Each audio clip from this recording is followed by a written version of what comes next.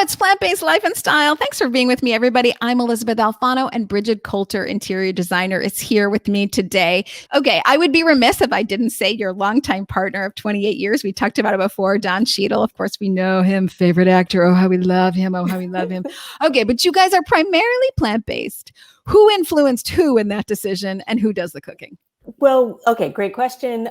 We both, I was a vegetarian for 10 years. So I did have cheese, like when my babies were coming up and all of that. And then we switched to plant-based. We kind of always intermittently did it. There may be weeks where it would be 100% plant-based. And then we really committed to it last year. For me, plant-based is just invigorating. You feel better after you eat it. You feel clean. For us, cooking at home has been really fun. We both do it. Don's a really good cook, and he probably cooks a little bit more than me. But we kind of share who makes dinner, and we try to have lunch together, especially now that we're home all the time. You know, obviously with the pandemic and being isolated, we've been cooking straight for now it's 6 months, cooking at home every single day for 5 or 6 months.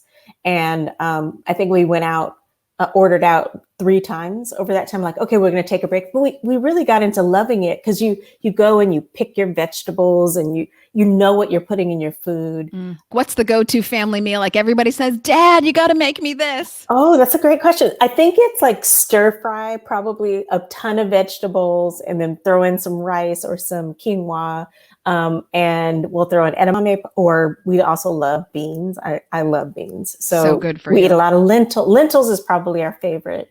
But I would say, yeah, a big stir fry is pretty popular, or cauliflower pizza.